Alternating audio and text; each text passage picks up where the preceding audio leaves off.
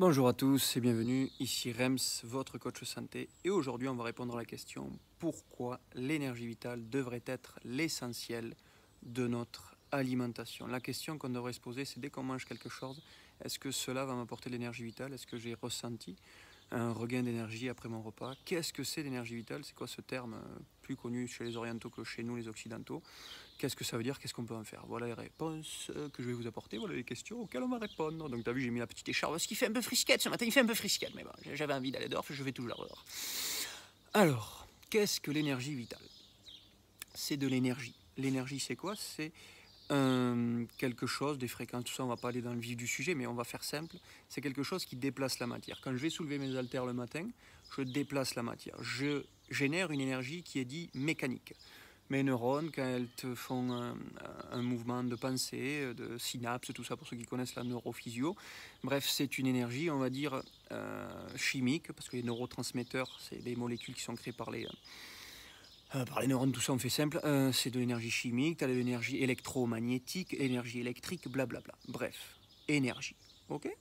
Et donc pourquoi celle-là elle est mécanique quand je fais des haltères? Parce que je touche quelque chose et c'est un mouvement mécanique, voilà, comme le biomécanique, bio-vivant, mécanique, c'est l'étude de la mécanique des êtres vivants, quand on bouge, quand on est en mouvement, voilà. Donc l'énergie, dans notre corps, elle s'appelle l'énergie vitale. Donc pourquoi elle est vitale? Parce qu'elle nous maintient en vie. Quand on dit que quelque chose est vital, bon, évidemment, je ne vais pas te donner l'exemple de la carte vitale parce que ça, c'est. Oh là là, cette blague. Pardon. Je la referai plus, je la ferai plus. Mes excuses, l'épouse, je m'excuse. Je me repens, votre sainteté. Donc, l'énergie vitale, elle te maintient en vie. C'est-à-dire que dans l'alimentation, c'est le cœur de notre sujet aujourd'hui. C'est bien de s'attarder à se demander, il y a du magnésium, il y a des nutriments essentiels selon tes connaissances, parce qu'aussi il y a beaucoup de conneries là-dedans. Il faudrait, au lieu de dire de suite les glucides, les protéines, les lipides, ça existe, point barre, il en faut, il faudrait regarder déjà comment ils ont identifié les glucides, les protéines, les lipides dans les aliments, les vitamines, les minéraux, et tu vas bien très vite comprendre que c'est extrêmement boiteux. Pareil, alors encore mieux, c'est les calories, toujours plus. L'énergie calorifique existe. C'est créé à partir de chaleur, je vais y venir dans cette vidéo, mais ça n'a rien à voir avec l'énergie vitale. L'énergie vitale te maintient en vie, c'est-à-dire qu'elle va déplacer les éléments qui vont te permettre de te régénérer, déplacer les nutriments vers les cellules nécessiteuses pour les régénérer, et les déchets produits par ces cellules, les déchets produits par ton corps, les déchets produits par ton alimentation, par ta digestion, car rien ne peut être assimilé à 100%, très très peu. La spiruline est un aliment par exemple hautement digestible, mais même elle, je crois qu'elle n'est même pas assimilée à 100%. De toute façon, je m'en fous. C'est ce que je veux dire, tu n'as juste qu'à vivre selon les lois de la nature, tu n'as pas besoin d'avoir ces connaissances. Mais vu qu'on fait tout le contraire et qu'on a appris de grandes quantités de conneries, je suis là pour apporter ce genre de connaissances comme d'autres personnes. Il n'y a pas que moi, heureusement. Parce qu'il faut apprendre à désapprendre, apprendre à te dire ce qu'on t'a appris c'est potentiellement faux, apprendre à te dire mais remets en question ce qu'on t'a appris, remets en question ce que je te dis, quand tu pratiques qu'est-ce qui se passe, toujours pareil, ressenti, logique, est-ce que ça me paraît logique, qu'est-ce que je ressens? Ça paraît simple mais on ne le fait jamais, donc évidemment on va dans le mur le plus souvent. Donc elle est vitale, je te rappelle, parce qu'elle apporte les nutriments essentiels aux cellules pour les régénérer et évacuer les déchets. Si tu n'évacues pas les déchets, tu finirais comme une poubelle pourrie et tu crèverais très rapidement. Si tu ne nourrissais pas tes cellules, eh bien elles ne se régénéreraient pas et elles mourraient. Voilà, et tu mourrais dans tous les cas. Ok? Donc c'est de l'énergie vitale. Elle te maintient en vie. Ok? C'est ça de l'énergie vitale. Ok? C'est quoi cette voix de. Oh, ça déconne quoi. Il faut vraiment que j'arrête de muer quoi. À un moment donné, ça s'arrête à l'adolescence. Mais moi, c'est. Aïe aïe aïe. Donc c'est de l'énergie vitale. C'est ça que tu dois te demander quand tu manges. Le meilleur aliment que tu peux manger à un instant donné, première réponse, c'est ton instinct qui t'a guidé. Ce n'est pas du tout c'est l'heure de manger, ce n'est pas du tout un nutritionniste, c'est l'heure de manger telle chose parce que c'est le pic d'insuline, donc tu dois manger plutôt du sucre et tout ça. Le matin, il vaut mieux manger du gras, là, là, là. Des conneries, des conneries, des conneries. C'est pour ça aussi que je le dis vite, c'est pour même pas que tu le retiennes parce que c'est inutile. Voilà, ce n'est pas du tout respecter ton instinct. Donc même si, admettons, tu crois qu'il faut manger, admettons, des pâtes tous les jours, ou des féculents, ou des céréales régulièrement, admettons, c'est ta croyance alimentaire, ok, mais peut-être que ton instinct va te guider vers telle céréale plutôt qu'une autre à un instant donné. Et donc si tu lui apportes pas cette céréale précise selon les molécules qui étaient nécessaires pour ton corps à cet instant donné, et cet aliment pouvait te le donner, et que évidemment tu as bouffé une autre céréale, comme quelqu'un a bouffé une pomme au lieu d'une poire, et ton corps voulait les molécules d'une poire, eh bien oui, le corps il va se démerder à générer les molécules, on appelle ça des transmutations biologiques, c'est-à-dire qu'il transmute la matière que tu lui donnes, mais ça lui demande plus d'efforts, puis des fois il n'y arrive pas, puis des fois c'est trop dur à digérer, puis des fois ce n'était pas la matière qu'il voulait. Voilà, tout simplement. Un gros steak, si tu ne le cuis pas, si tu ne le sales pas, bon, tu vas pas le bouffer, c'est indigeste au possible. Mais évidemment, si tu t'amuses à mentir à ton odorat, mentir à ton goût et rendre agréable au palais le plaisir nutritionnel, donner du sel, donner de la cuisson, eh bien oui, ça devient un aliment que tu peux manger avec plaisir, sauf que ce n'étaient pas des éléments qui étaient nécessaires à cet instant donné dans ton corps, sinon il t'aurait attiré instinctivement vers cet aliment tel que la nature te l'offre. C'est ça un aliment naturel, tel que la nature te l'offre. Ça paraît débile de le répéter comme ça, mais pourtant c'est le cas. Une pomme, c'est tel que la nature te l'offre, elle pousse sur le pommier, je peux la bouffer telle qu'elle. La viande, le steak, ça n'existe pas. Il faut que je tue un animal et les carnivores ne font pas cuire leur alimentation, les carnivores ne salent pas leur alimentation. Et ils s'en portent très bien. Et si on s'amusait à le faire, ils s'en porteraient très mal. Par exemple, prendre de l'eau salée et tu la donnes à une plante, elle crève très vite. Le sel est un tueur. C'est un massacreur. Bref, on en parlera dans une vidéo. C'est un massacreur, ça que j'ai dit. Oui, je sais, je suis mongol. Non, pardon, j'ai rien contre les Mongoliens, c'est juste que moi je suis starboulé complet. Je suis mongolien, ça veut venir de Mongolie. Donc c'est possible d'être mongolien, ça veut venir de Mongolie parce que tu es mongolien. Bah, alors, tout ça pour te dire que l'énergie vitale, c'est ce que tu dois rechercher dans ton alimentation. Alors concrètement, tu as juste qu'à respecter ton instinct, premier point comme j'ai dit tout à l'heure, et te demander si c'est un aliment naturel. Donc ça j'en parlerai dans une autre vidéo sur la loi universelle de l'alimentation. Ça fait toujours peur d'utiliser le mot loi, surtout qu'on nous apprend beaucoup d'âneries avec le terme loi. Mais là en l'occurrence c'est une loi qui est universelle, c'est-à-dire qui est respectée par tous les êtres vivants au monde, à part nous. Comme par hasard on est de plus en plus malade. Peut-être qu'il y a un lien, ouais peut-être, mais pas sûr, pas sûr. Et alimentaire, donc c'est une loi qui nous permet de savoir quoi manger, quand manger, où manger, comment manger. Enfin, c'est extrêmement simple, ça tient en 5 phrases. Un aliment doit être tel que la nature te l'offre, naturel.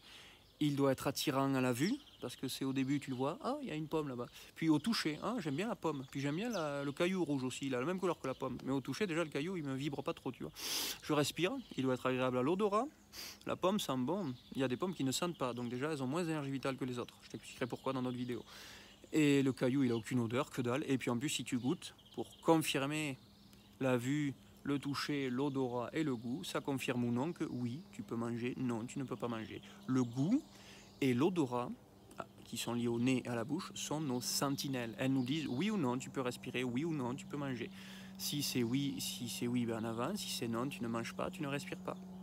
Et tu t'éloignes de cet endroit si ça pue par exemple pour la respiration. Mais nous, non, on est plus fort. On est, ben non, ça va pas me tuer, on est des bonhommes. Mais... Donc voilà, et on continue à faire de la merde. Je suis désolé, il n'y a pas d'autre mot. Tu es dans un coin fumeur, ton odorat, et en plus si tu fumes pas, c'est sûr, tu vas pas du tout apprécier. Déjà, tu vas sentir... Tu as du mal à respirer. Ton corps, il fait tout ce qu'il peut pour pas que tu respires profondément et surtout régulièrement. Il t'asphyxie, quoi, en gros.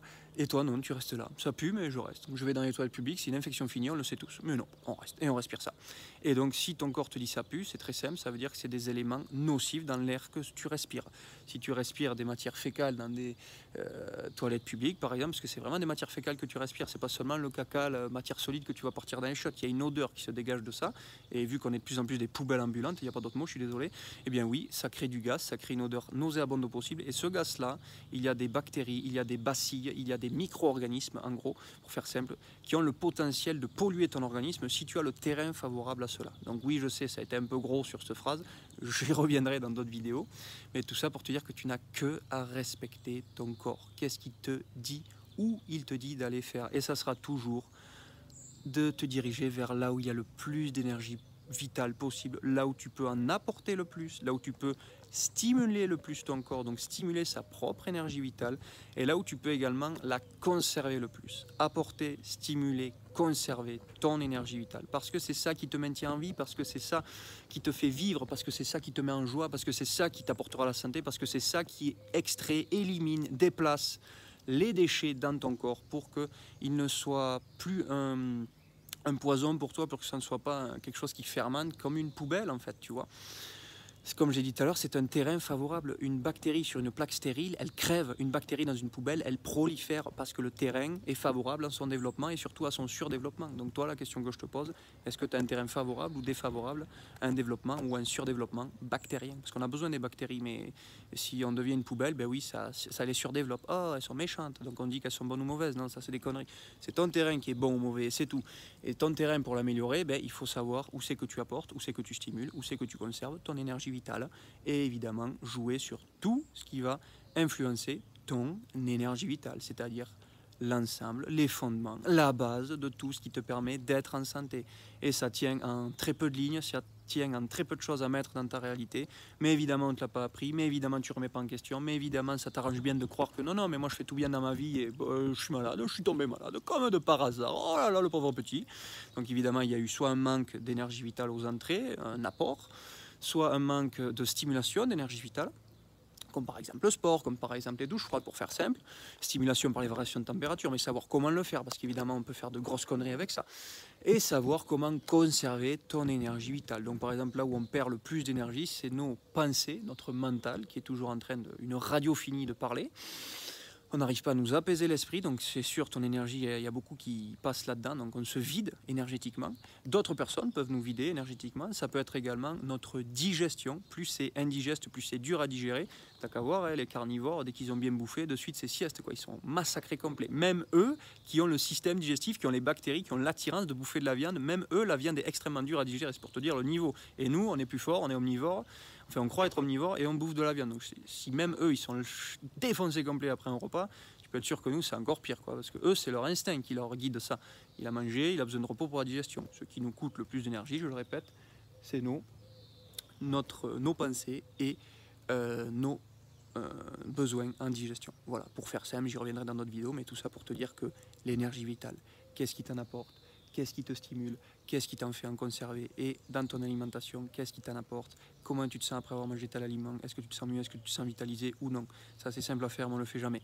Voilà, donc j'y reviendrai encore sur l'énergie vitale car c'est un point essentiel, c'est ça que j'appelle l'auto-guérison du corps, c'est ça qui guide la guérison, qui guide les déchets vers les sorties et qui guide les nutriments vers la nutrition de ton corps, sa régénération. Voilà.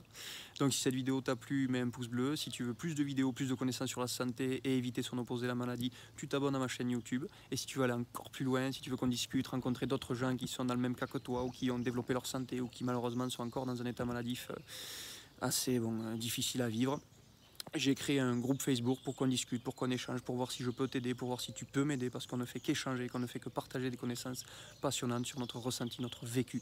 Et on en apprend des uns des autres et c'est génial, c'est la vie, c'est la santé, parce que la vie est la santé. Et c'est pour ça que j'ai appelé mon groupe Facebook privé « Santé est synonyme de simplicité ». Santé et simplicité, voilà. Donc oui, je t'en conjure, juste le fait d'y croire, ça peut déjà t'aider. La santé, c'est simple. C'est mon travail, je fais tout pour que ça soit simple, même si je sais, j'apporte beaucoup de connaissances, des fois indigestes, parce qu'on nous a créé des conneries, parce qu'on nous a appris des bêtises finies, et que ça se base juste sur du ressenti, juste sur de la logique. Est-ce que ça me paraît logique? Qu'est-ce que je ressens? Voilà, donc si tu veux aller plus loin, inscris-toi à mon groupe, ça sera avec grand plaisir que je t'accueillerai et qu'on échangera ensemble. Voilà, à bientôt, passe une bonne journée, et ciao ciao, prends soin de toi, ciao ciao, bisous.